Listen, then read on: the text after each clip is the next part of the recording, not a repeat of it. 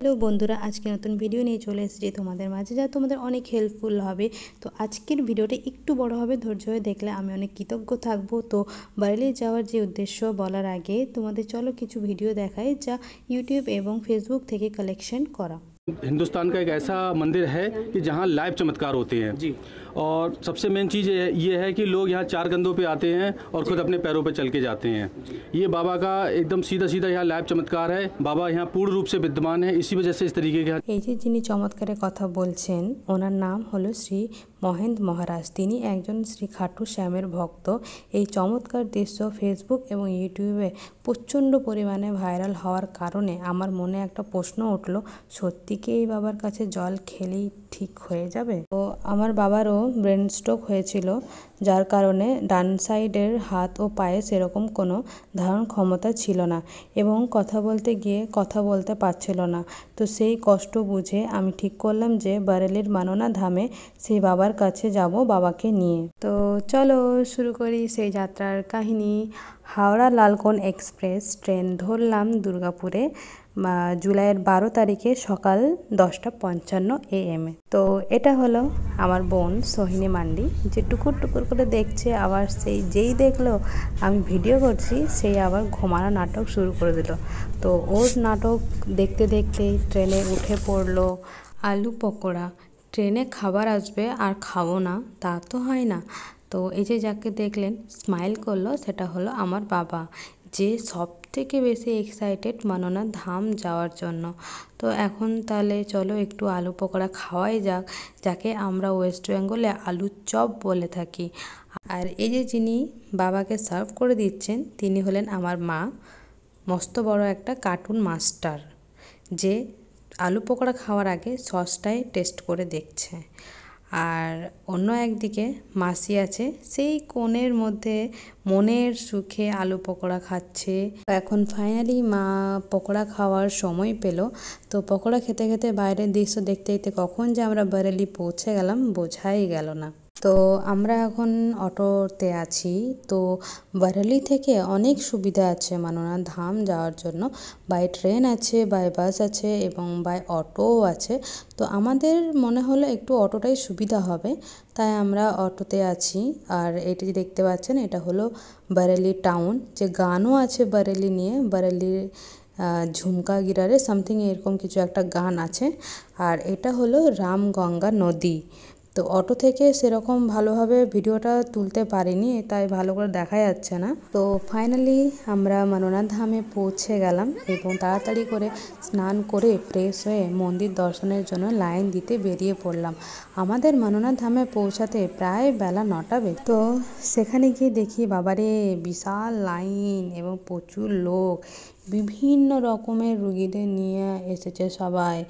একদম ইউটিউব আর ফেসবুকে যেভাবে আমি দেখেছিলাম, নিজের স্বচোখে সেই দৃশ্য সে সামনে থেকে আমি দেখছিলাম। এই বাসগুলোতে যেভাবে সবাই নিজের মনোকামনাগুলিকে একদম শক্ত করে বেঁধে রেখেছে ধাগা দিয়ে, তো বোনও ঠিক সেইভাবেই নিজের মনোকামনাগুলোকে পুরো টাইট করে বেঁধে দিচ্ছে যাতে কেউ খুলতে না পারে। এত সবাই মনের আশা নিয়ে এখানে এসেছে, তো আমি তাদের জন্য প্রার্থনা করি যাতে তাদের মনের সব আশা পূরণ হয়ে যায়, তারা যেন এখান থেকে মন নিরাশ করে যেন ফিরে না যায়। হাতে ফুলের ডালি এবং বাবার জন্য আরজি নিয়ে মন্দির দর্শনের লাইন দিয়েছিল। অবশেষে সেই মন্দিরের দরবারে পৌঁছে গেছি। তো এই যে এটা হলো মন্দির দর্শনের প্রবেশ পথ। আর হ্যাঁ, আরজিটা যেটা সেটা অবশ্যই এই মন্দিরের ভেতরেই দিতে হবে। অবশেষে আমরা মন্দির প্রবেশ করলাম এবং খাটু শ্যাম, যাকে আমরা বলতে পারি কৃষ্ণেরই আরেক রূপ, তো সেখানে আরও অনেক সব হিন্দু ভগবানের মূর্তি রাখা রয়েছে এবং সঙ্গে শ্রী মহেন্দ্র মহারাজের মূর্তিও রাখা রয়েছে। আর এই মন্দিরের পাশে যে আম গাছটি রয়েছে, তো এখানেই ধূপ আর গোলাপ ফুল যেটা ডালির মধ্যেই থাকে, সেটা দিয়ে এখানে পুজো করতে হয়। আর এই যে লাল লাল হলুদে যে এখানে এই জিনিসটা দেখতে পাচ্ছ, এখানে সবাই নিজের নিজের মনোকামনাগুলোকে দড়ি দিয়ে বেঁধে দেয়, দড়ি মানে ধাগা দিয়ে। তো এখানে আমি বলবো শুধু ধূপ আর গোলাপ ফুল পাপড়ি দিয়েই পুজো করা উচিত। প্রসাদ এখানে না দেওয়াটাই বেটার, কারণ সবার পায়ে পায়ে লেগে যায়। তো সেই জন্য আমার মনে হয় যেন এখানে প্রসাদ না দেওয়াটাই উচিত। তো এই যে দেখুন আমার মা, বোন আর মাঝি এরা ধূপ জ্বালাচ্ছে এখানে। ধূপ আর গোলাপ ফুল দিয়ে ওখানে আম গাছের তলায় পুজো দেওয়ার পরে এবারে এখানে এই যে জলের জায়গা রাখা রয়েছে, তো এখানে এটাকে চান জল হিসাবে পান করতে হবে এবং নিজের গায়ে ছিটিয়ে নিতে হবে। তো যাই বলো, এখানে এই মন্দিরে এসে আমার মনে এত শান্তি মনে হচ্ছে যেন পাপগুলো সব যেন ধুয়ে গেল। এই মন্দিরে পা দিতেই না দিতেই মনে হচ্ছে যেন কি অসাধারণ একটা শান্তি অনুভব করছি। আর এত লোকজন মানে দেখে খুবই ভালো লাগছে। এবার আমি তোমাদের কিছু ভিডিও দেখাবো কিছু রুগীদের, যারা কেমন কেমন অবস্থায় সবাই এসেছে। অনেকে অ্যাম্বুলেন্সে এসছে, অনেকে এমনও কি মানে লাস্ট স্টেজ, যাদের ডাক্তারও জবাব দিয়ে ফেলেছে ঠিক করতে পারবে না, তারাও এখানে এসেছে। এমনকি যাদের সেলাইন দিয়েছে তারাও সেলাইন শুদ্ধ হসপিটাল থেকে অ্যাম্বুলেন্স দিয়ে চলে এসেছে, এবং অনেকের চেম্বারও পর্যন্ত খোলা হয়নি। এই যে দেখছো সামনে দিয়ে আমি দেখাচ্ছি, এই যে কীরকম অবস্থায় মানে চাদর দিয়ে একে মানে ধরে তুলে আনতে হয়েছে, যে এমনই অবস্থা। তো এরা এত বড় একটা আশা নিয়ে এই মাননা ধামে এই মহারাজের সামনে, বাবাটার সামনে এসেছে। আমি তাদের দেখে প্রচণ্ড মানে কি বলবো, এসব শুধু আমি ফেসবুকে এবং ইউটিউবেই দেখেছিলাম, কিন্তু আজকে যে আমি এত স্বচোখে নিজের চোখে এত সামনে আমি দেখছি, মানে আমার একটা মানে কি বলবো, এত বিশ্বাস সবার এই বাবার প্রতি। আমি বলবো একবার আপনারাও এখানে আসুন, একবার লাস্ট চান্স নিয়ে একবার দেখুন।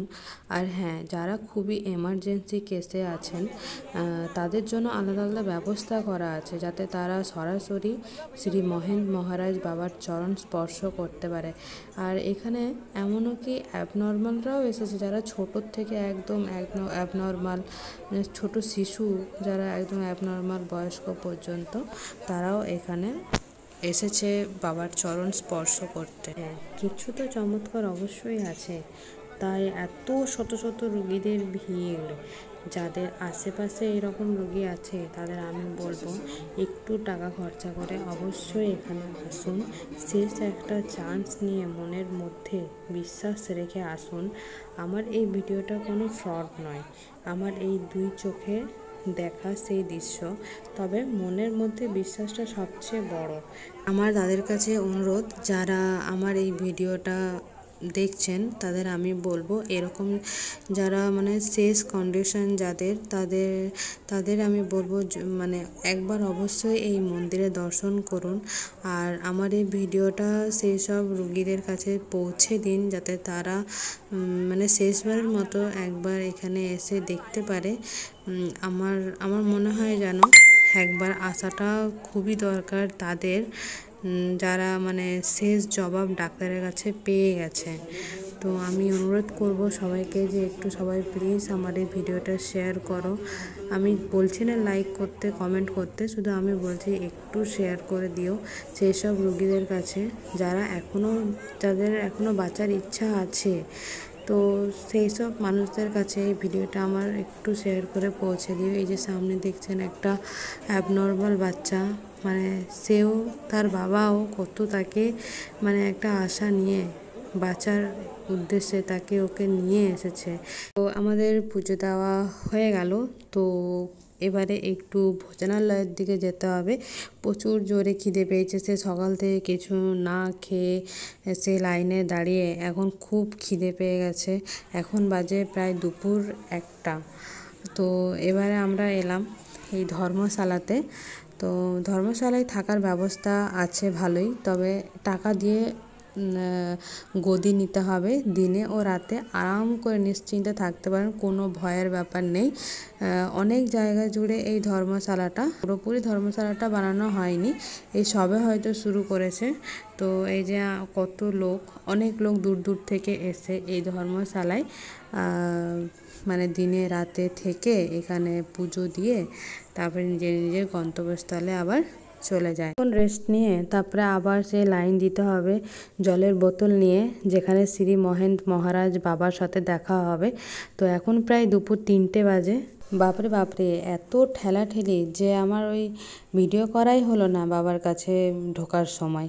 তো বাবার সাথে ফাইনালি দর্শন পেয়ে বাবার হাতে জল খেয়ে আমরা বেরিয়ে এলাম একটু চায়ের সন্ধানে।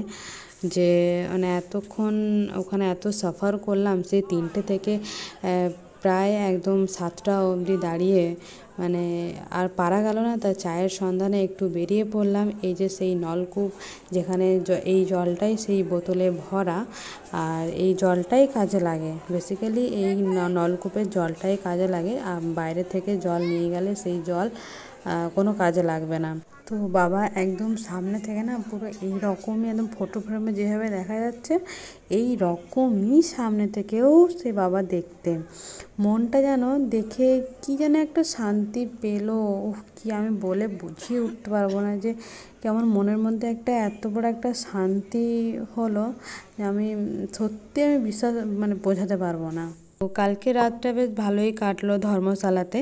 তো আজকে হচ্ছে এই যে সকালের দৃশ্য, এখন বাজে 7টা।